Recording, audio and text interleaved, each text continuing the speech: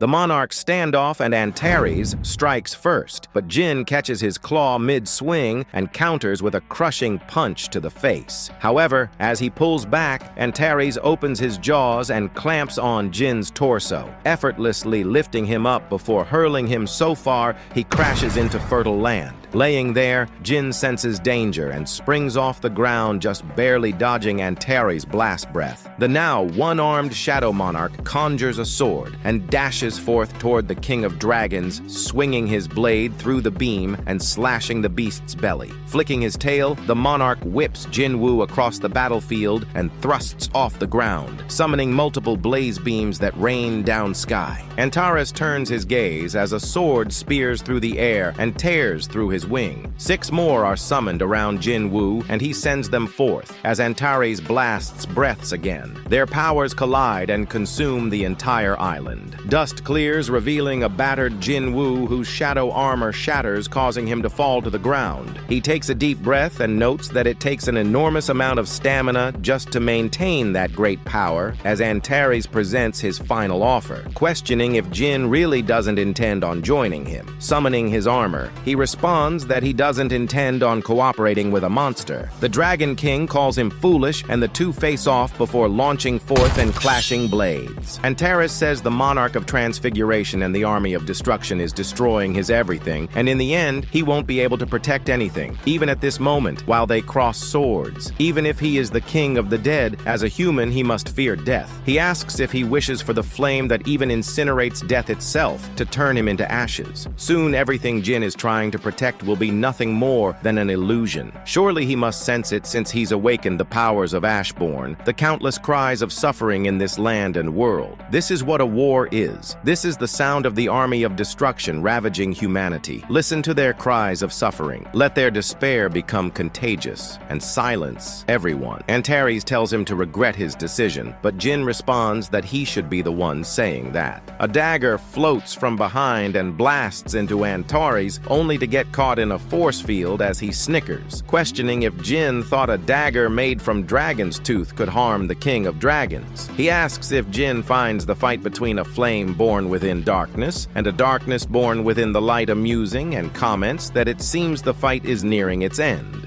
Jin affirms, saying he can see the end, and dashes toward Antares, who states the Army of Destruction doesn't even need to find this place, since he will raise their morale by beheading the foolish monarch. Jin responds that the sun darkens the shadows and shocks Antares as his summons appear, holding Antares in place as he screams that he will rip Jin to pieces and turn him into Drake